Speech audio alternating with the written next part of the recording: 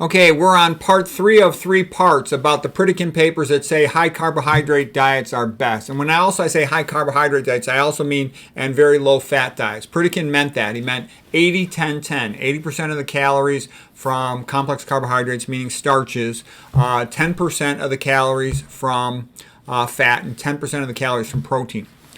Okay, so here I want you to hear what Pritikin says. He says, excess fats, whether animal or vegetable, create damage in 3 ways. They interfere with carbohydrate metabolism, meaning they cause insulin resistance, and they cause diabetes. My little background towel on the chair fell. Elevation of cholesterol and uric acid in the plasma. Uric acid, by the way, is a bridging molecule. It also sticks red blood cells together, causing rouleau formation, blood sludge, increased risk of clotting. And they produce tissue anoxia. Okay. Let me actually show you. I summarize this myself here. So basically, here's all the problems and some of the main problems with fat. High-fat diets are always bad, okay, for any regular person. If you got refractory epilepsy that you can't control with the medication, maybe you can slow your brain down with a high-fat diet. But other than that, there's not too many reasons why you ever want to eat a high-fat diet. Saturated fat and omega-6 cooking oils, PUFAs, polyunsaturated fatty acids, they cause blood sludge, rouleau formation. They stick the red blood cells together, and that causes tissue hypoxia. Okay, so you don't want that. Let me try to shrink myself here. Trying to get myself here. Trying to shrink my little corner down, then it'll be better. Okay.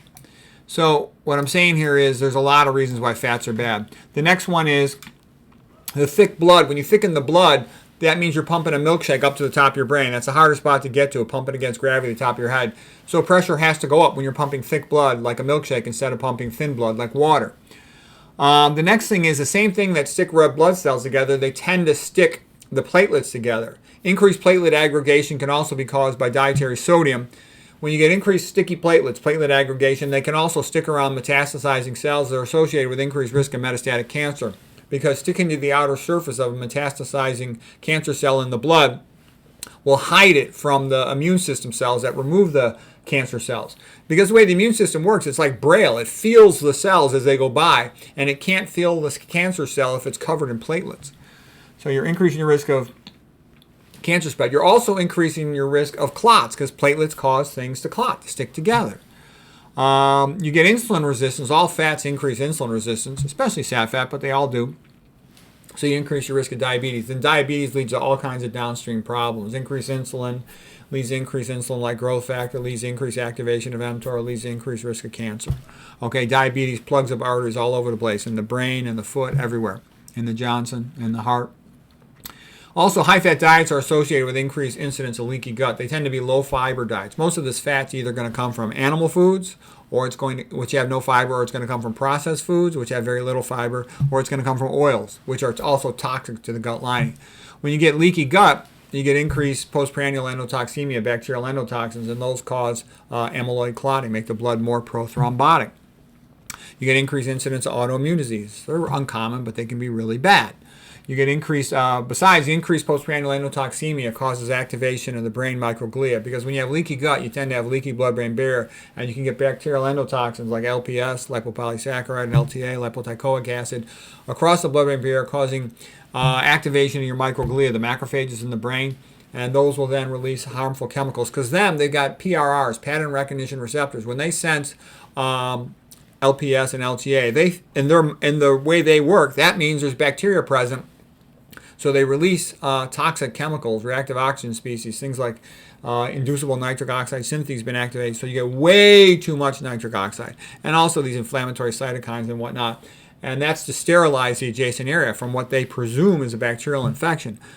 That also, by the way, causes activation of something called the quinolinate pathway, the kynurenic pathway, and that's another excitotoxin. So all these things contribute to the destruction of neurons and result in cognitive decline. The omega-6 fats are bad. We went through this before in previous lectures. The Tetsumori Yamashima, Japanese neuroscientist guy, lipid peroxidation, hydroxynonenal, toxic aldehyde theory. He also calls it the Calpain-Cathepsin theory of neurodegeneration from omega-6 cooking oils. He felt that was the main reason why more Japanese are becoming demented, because they've westernized their diet with a lot more fried food and oils. Okay, then people say, well, what about omega-3 fats? Those are good. Those are the saintly fat. Those are the blessed fat, the unique fat, the only good fat. It has a slight anticoagulant effect. But what I'm saying is omega-3 fats are also bad. Omega-3 fats, anything you eat fat, it increases your risk of obesity. It increases your risk of insulin resistance. Omega-3 fats, you can real quick look, you'll find 3 papers on increased risk of atrial fibrillation, and one paper in particular was almost double the risk, like 1.84 times increased frequency of atrial fibrillation in people on omega-3 fats. Immune suppression, suppresses your immune system. You don't want that. That makes you more vulnerable to cancer. It makes you more vulnerable to infections. They're known to increase the risk of prostate cancer. Well, prostate cancer tends to go hand in hand with breast cancer and uterine cancer.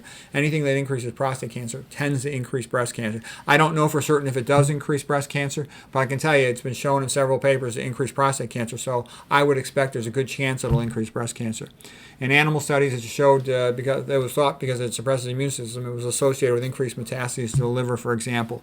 So I don't supplement with omega-3 fats. In my opinion, that's not a good idea. You get plenty of omega-3 fats just from eating plant foods. So what I'm trying to say is you can't win with fats. The only good fat, in my opinion, is just eating the fiber, because that gets converted in part to short-chain fatty acids. And you'll automatically get a little bit of omega-3s and omega-6 essential fats just by eating low-fat plant foods. Okay, so I wanted to clarify that up.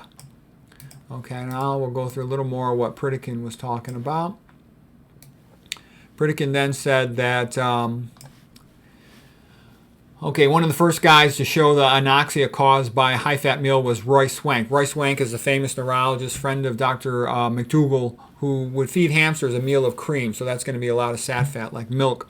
And then he would look at their cheek pouches, and he could see that they would get plugging up with their capillaries from the chylomicrons sticking the red blood cells together. So chylomicrons elevate in the blood quite quickly, and subsequently you get increased cholesterol, LDL cholesterol, and whatnot. That's also a bridging molecule sticking red blood cells together. So 3 to 6 hours after feeding the high-sat meal, you got extensive blood sludge and plugging up of capillaries. And he saw that the oxygen level was decreased to 68% of the starting value. So that's bad. Okay. So he's talking about a 32% drop in the oxygen level in the blood. Okay, it took 72 hours. 72 hours. That's a lot of time, man.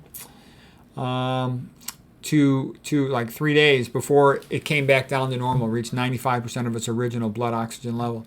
Okay, could such a cream meal precipitate an anginal effect? Yeah, Peter Crow, the cardiologist from Pennsylvania, showed that with angina patients. He fed them a high-fat meal, sat fat primarily, checked their blood lipids every 30 minutes, and at peak lipemia, let's say around 3 to 6 hours, they started having a lot of anginal episodes.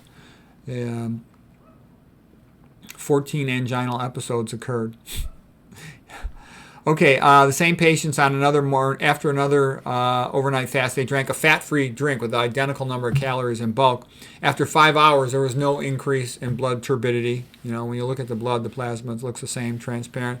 There were no angina episodes, no abnormal EKG tracings. Yeah, so the low-fat meal did not cause cardiac angina, did not plug up the arteries, did not make the blood lose its transparency when you try to look through it.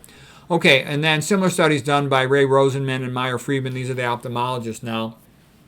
So Quo was a cardiologist. These guys are ophthalmologists. And they look at the eye with an 80 times magnification microscope. And they could see when they fed unsaturated fats like PUFAs or saturated fats, you would plug up the little capillaries in the conjunctiva.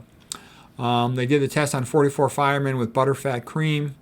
Another time they gave them safflower oil and omega-6 oil. And again, they plugged up extensive arteries. The red blood cells were sticking together. It was even worse with the omega-6 oils. There was a more prolonged plugging up to the point where the lab workers were pissed off. And they couldn't go home because the experiment wouldn't end. Okay, this is just a reminder, like I said, it doesn't just cause sludging of the red blood cells, it also causes sludging of the platelets.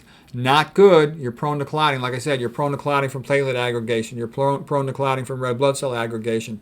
You're prone to clotting because you're predisposed to postprandial endotoxemia with amyloidogenic clotting of your red blood cells. That's all bad. That all means increased risk of heart attack. You don't want that.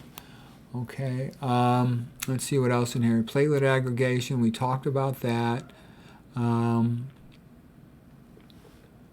Arachidonic acid is only present in animal foods. It's an omega-6 fat. It's also bad. That also causes increased platelet aggregation. So that's another reason that these high-fat meals or these animal food meals will cause increased clotting. Amyloidogenic clotting, blood sludge of RBCs, blood sludge of platelets, arachidonic acid, and leaky gut-related amyloid clotting.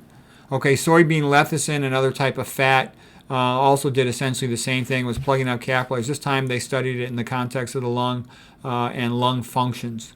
And you can do the same thing in rabbits with the lecithin, severe impairment of capillary gas exchange.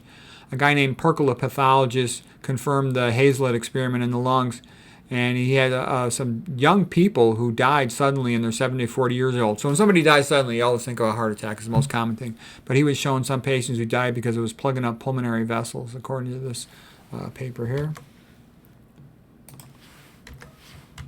Okay, so that's it from the stuff in the Pritikin paper. And here's the references from the Pritikin paper. Again, you can get this at drmcdougall.com. It's the February 2013 newsletter about the work of Pritikin. And a lot of these are real famous landmark papers. Pritikin was a great genius, and he would describe and out things in a very accurate, concise, easy-to-read form, very logical. It's easy to follow Pritikin when he writes. Okay, here's just more of the references from the paper. These are, like I said, a lot of these are famous papers, like Swank's work, Peter Quo's paper, Meyer Friedman, Ray Rosenman paper. Okay, it's all great stuff. So anyways, the point of this whole thing, why did I get kind of excited about this and want to make this talk?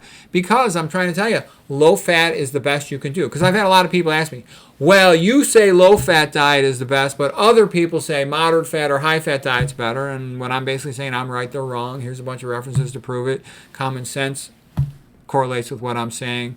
The history of nutrition correlates with what I'm saying. The work of Kempner, the work of Pritikin, the work of McDougall, it all correlates with what I'm saying. The logic of it, the biochemistry of it, it all works. So anyways, I hope that was helpful.